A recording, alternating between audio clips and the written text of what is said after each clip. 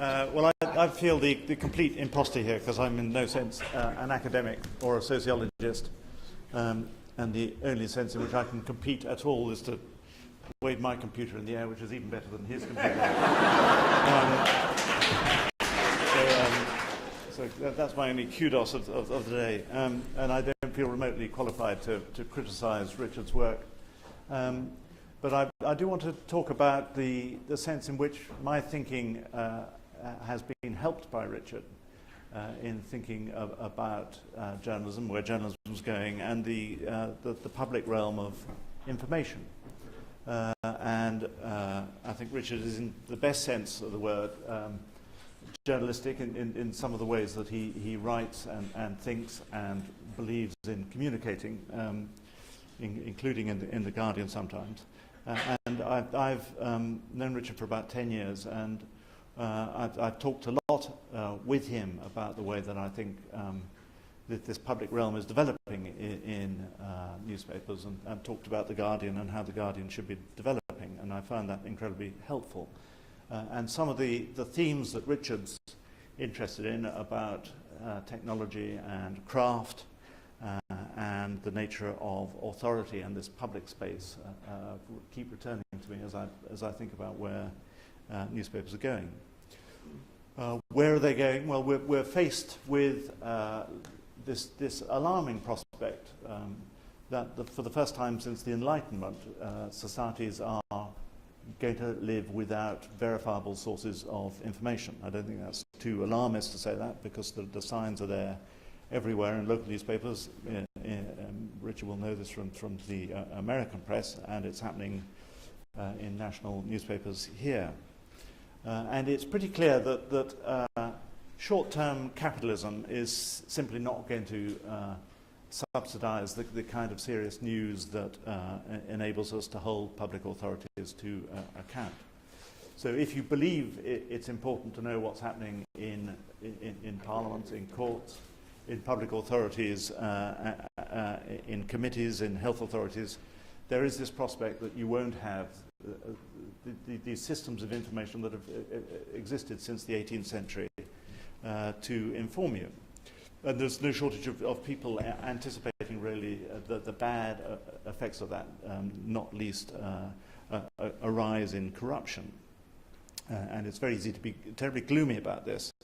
But I think if you think about these profound shifts in this new public sphere, which exists outside the industry and the business that has grown up around journalism, then I think you can see some interesting trends.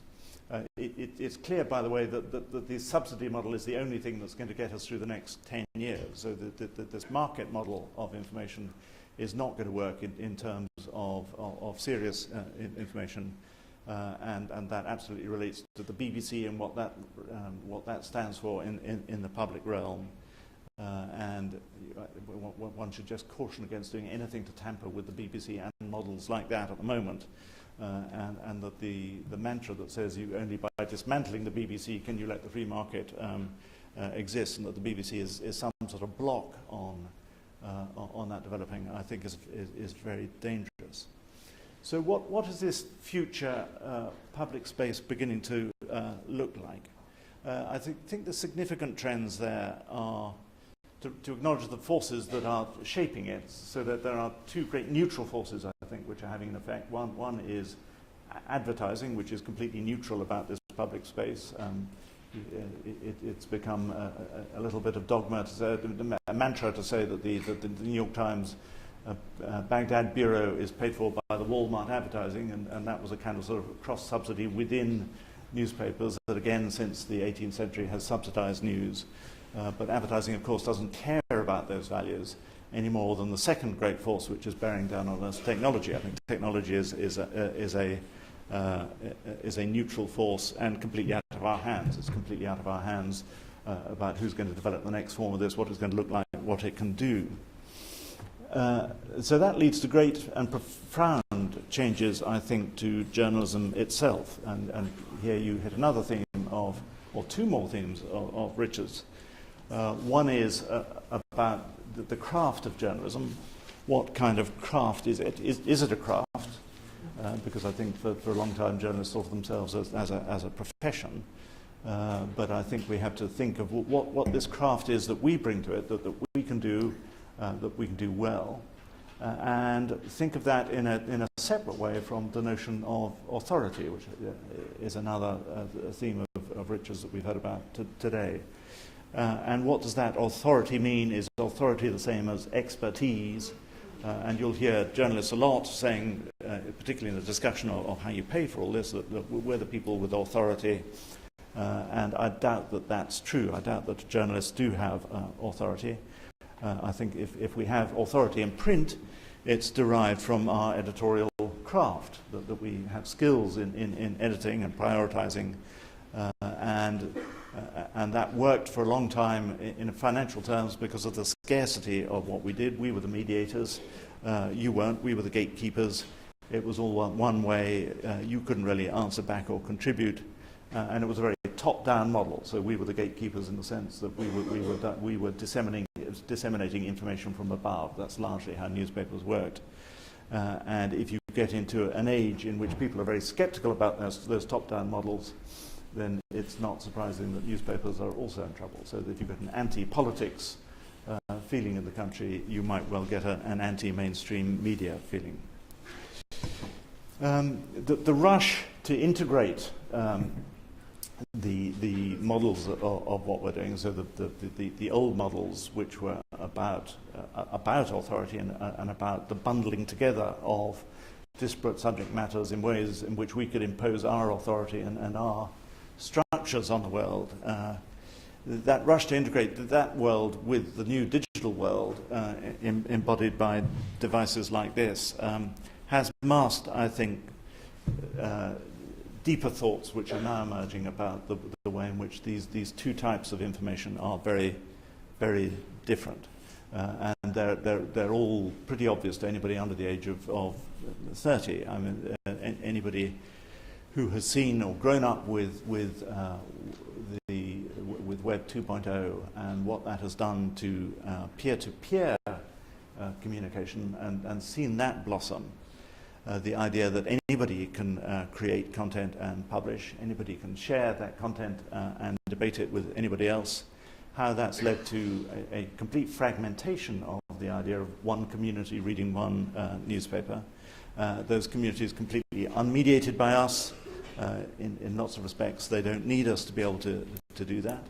The idea that people might respect the opinion of their peers and regard that as having greater authority than anything that comes from above. And the questioning of a narrow canon of opinion.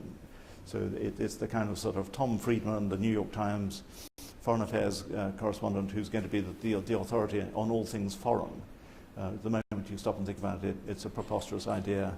And we have to move away from that pretty quickly, I think, which is what we've tried to do with Commenters Free. The notion of one middle-aged white guy in New York being the guide to the whole world is not a proposition that's going to last very long. And it's part of a wider questioning of authority in politics and religion and skepticism, not willing to take things on trust. Then there's this thing that the rise of technology is going to lead to completely different types of storytelling of information. I think there's going to be a rise of data and interest in data. I think the idea of a story, a piece of narrative text, is going to be challenged and is going to change in very profound ways that we have to think about journalists. And then we have to think about how societies, if what I've said is right so far, that this task that mainstream journalism used to perform since the 18th century is going to disappear, how societies are going to inform themselves. And you can see beginnings of answers in people organizing themselves in the World Wide Web into forms of information communities. And I increasingly think of this as the mutualization of information. And you can see that in these not-for-profit sites like They Work For You and Fix My Street, in numerous blogs, specialist sites, in many manifestations of social media and in lots of local experiments of people getting together to cover their own particular patch. Where does that leave old mainstream media? Well, I think there's two approaches. One is to say, well, that's all terribly interesting, all these developments that are happening elsewhere, but that's not what we do. We're going to stick to this authority model based on our authority and our craft, and just say that what we do is different, and we will exist behind some kind of walled garden, and we are exceptionalist. And the other is to say that actually this mutualized approach to information is probably a very permanent change in information, and that we have to experiment with that. That we're not abandoning these crafts that we have of journalism, these skills. We have great considerable audiences. The Guardian now has an audience of something like 35 million around the world. There are skills that we can bring in terms of verification and reporting and contextualizing and analyzing about communicating accessibly, as Richard does in his books. Not as easy as it looks, but we combine that with what we can do with these very powerful trends in the way that information is now working. And I think of those as two primary characteristics. One is about being open. That is acknowledging the way that all information is now linking together and being freely published by anyone, and saying we want to be part of that, linked to it and aggregated and woven into that. And the second is to be collaborative, to work with it and to harness that and work out how we can make that a greater force. So what does that look like? So I'm just going to end very briefly with the kinds of questions that we're now asking ourselves at The Guardian, and they again grow out of questions that I've been discussing with Richard about how all this is developing in media. And I think there are some characteristics of this new world that we just have to move to. One is a pretty obvious one about allowing response and participation, encouraging that. Not just responding. It's not just we're going to be gracious and now to let you respond to what we do, but to let the community of people around what we do start something, to initiate things, to initiate debates, and for us to follow them. So it has to be much less of a one-way street. We have to acknowledge this fragmentation around